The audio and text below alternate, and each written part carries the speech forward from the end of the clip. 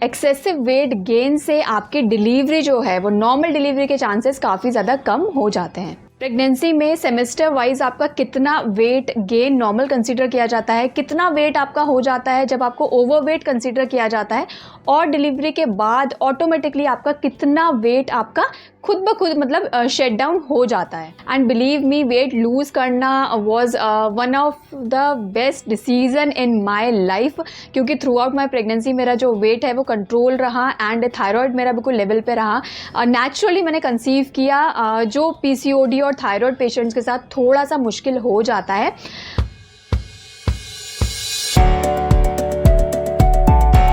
Hi everyone, welcome back to the channel the mommicious. आज की इस वीडियो में मैं आप लोग के साथ बात करने वाली हूँ अपने वेट गेन की during pregnancy and weight loss की आफ्टर डिलीवरी। तो इस वीडियो में मैं अपना एक्सपीरियंस आप लोग के साथ शेयर करूँगी। आई होप आप लोग के लिए वीडियो यूजफुल होगी। अगर वीडियो पसंद आए तो लाइक करिए, चैनल को सब्सक्राइब करना मत भूलिएगा और नीचे दिए गए रेड बेल आइकन को हिट करिए, जिससे कि आपको मेरी सारी वीडियोज़ के नोटिफिकेशन टाइम से मिल सके। प्रेगनेंसी में वेट गेन होना इज़ कम्प्लीटली नॉर्मल, बट कई लोगों को ना ये पता ही नहीं होता कि ड्यूरिंग प्रेगनेंसी कितना वेट गेन आपको नॉर्मल कंसीडर किया जाता है। इट मीन्स कितना वेट गेन आपका हेल्दी कंसीडर किया जाता है, और अगर आपका ज़्यादा वेट गेन हो जाता है तो आपको क्या क्या प्रॉब्लम्स हो सकती हैं। आपको थायराइड की प्रॉब्लम हो सकती है, आपको शुगर लेवल पे इसका इफेक्ट हो सकता है, आपके बेबी को हेल्थ प्रॉब्लम्स हो सकती है, एंड इनफैक्ट आपका जो डिलीवरी के बाद आपका जो पोस्टमार्टम वेट लॉस जर्नी है उस पर इसका डायरेक्टली इफेक्ट पड़ता है। So one of the most important factor in pregnancy is weight, जिसकी नॉलेज आपको होनी चाहिए।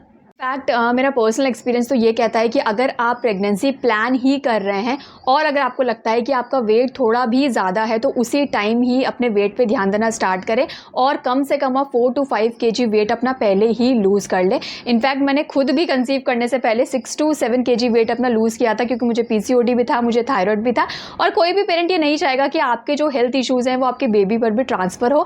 And I think this was the best decision in my life कि मैंने अपना जो वेट है उस पर मैंने ध्यान दिया, अपनी हेल्थ पे मैंने ध्यान दिया कंसीव करने से पहले। एंड थैंकफुली ड्यूरिंग प्रेगनेंसी मेरा जो थायराइड था वो बिल्कुल कंट्रोल में रहा, एंड डिलीवरी के बाद भी दोनों मेरे जो बच्चे हैं वो हेल्दी ही हुए। सो वेट बोलने में तो बहुत ही एक छोटा सा टर्म है, but it really affects your pregnancy.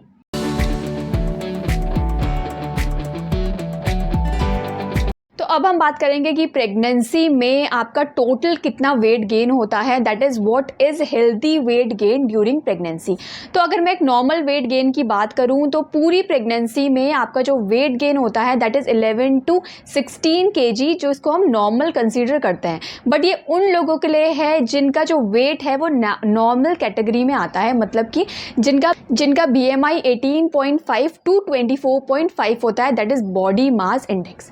If you are underweight, then you have to gain your weight at least 11 to 18 kg, right? इसमें जो BMI आपका होता है वो below 18.5 होता है।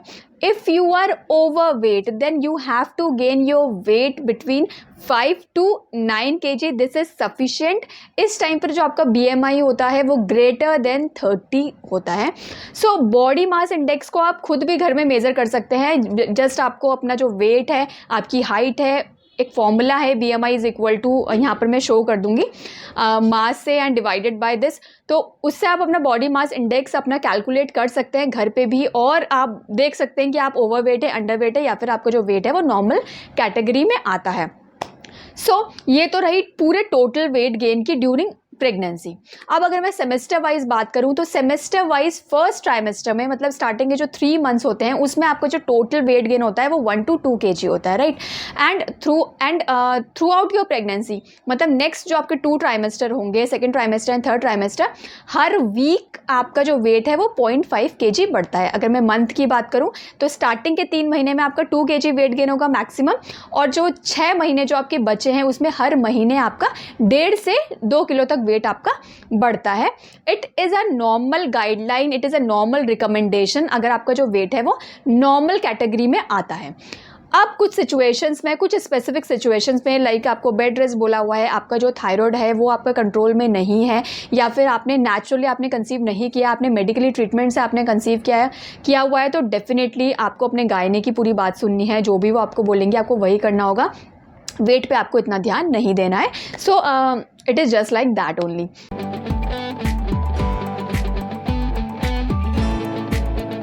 नेक्स्टली मैं बात करूँगी वेट लॉस की, जो अगेन बहुत इंपॉर्टेंट हो जाता है आफ्टर योर डिलीवरी के बाद जितना कंसर्न आप अपने बेबी के लिए होते हैं उतना ही कंसर्न आपको अपने वेट के लिए होना भी चाहिए।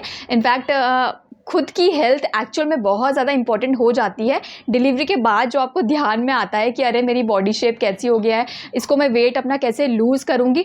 तो बिलीव मी, अगर आपने प्रेगनेंसी के टाइम पे अगर आपने नॉर्मल वेट ही आपने गेन किया था तो डिलीवरी के बाद भी आपको वो लूज़ करने में आपको ज़्यादा प्रॉब्लम नहीं होगी। जैसे ही आपका बेबी बॉर्न होता है उसी टाइम आपका एटलीस्ट 6 kg आपका लूज़ हो जाता है।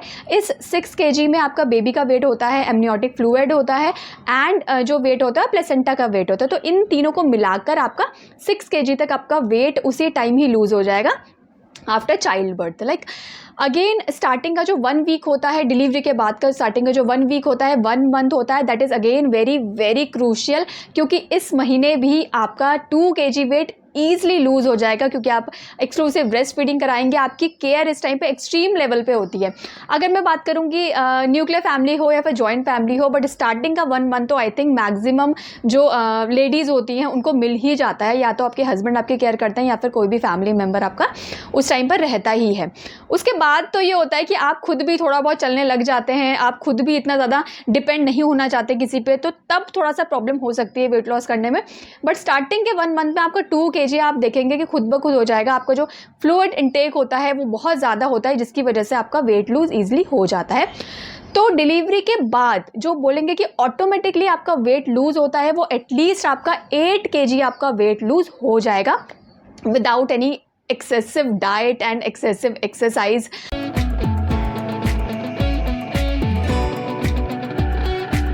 मैं आपको अपना एक्सपीरियंस बताती हूँ कि मेरा कैसे वेट गेन हुआ, कितना हुआ, उसके बाद फिर डिलीवरी के बाद कितना मेरा वेट लूज़ हुआ।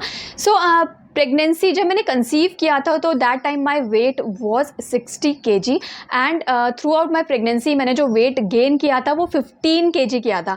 मतलब डिलीवरी के टाइम पे मेरा जो वेट था वो 75 kg था, और जैसे ही अर्थ बॉर्न हुआ था उस टाइम पर मेरा वेट 69 kg था।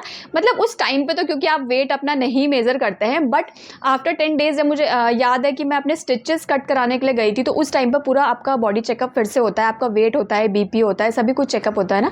तो उस टाइम पर जो मेरा वेट था वो 69 kg था, मतलब कि 6 kg मैंने ऑटोमेटिकली लूज़ कर दिया था।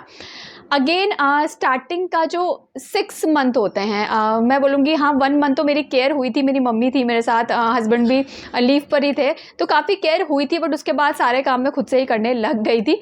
बट स्टार्टिंग का जो 6 मंथ था, क्योंकि मैंने एक्सक्लूसिव ब्रेस्ट फीडिंग कराई थी, उससे मुझे बहुत ज़्यादा फ़ायदा हुआ था। एंड 69 टू 65 kg वेट मेरा स्टार्टिंग के 6 मंथ में ऑटोमेटिकली हो गया था। इसके लिए भी मैंने कुछ नहीं करा था। स्टार्टिंग के 4 to 5 मंथ्स में मैंने अपनी जो डाइट है वो काफ़ी सही रखी थी। उसकी वीडियो भी मैं यहाँ पर उसका लिंक शेयर कर दूँगी। मेरी जो डाइट थी काफ़ी अच्छी थी, उसमें भी मैंने कोई जंक नहीं खाया। मतलब बोलते हैं ना, जब आप एक्सक्लूसिव ब्रेस्ट फीडिंग कराते हैं तो आपका पूरा ध्यान आपके बेबी पे ही होता है कि आप जो भी खाएंगे उसका डायरेक्टली इंपैक्ट आपके बेबी पे पड़ता है। तो ऑब्वियसली आप अपनी केयर खुद ही करना चाहते हैं। तो स्टार्टिंग के 6 मंथ में 4 kg मेरा ऑटोमेटिकली लूज हो गया था, तो my weight was 65 kg। And now 65 से 60 की जर्नी मैंने आप लोग के साथ शेयर करी हुई है। इनफैक्ट मैंने 3 से 4 महीने में ये 5 kg लूज़ किया था, बट मैंने इसमें काफ़ी मतलब डाइट मैंने करी थी एंड मैंने क्वांटिटी अपनी कम करी थी, यही सब करा था। और क्योंकि ना हम लोग नॉन वेज हैं तो प्रोटीन इंटेक मेरा सही रहता है, तो मुझे इतनी ज़्यादा प्रॉब्लम नहीं होती आई थिंक डाइट में। एक्सरसाइज मैंने कुछ नहीं करी थी, बट डाइट से ही मैंने 5 kg वेट अपना ईजिली लूज़ कर लिया था।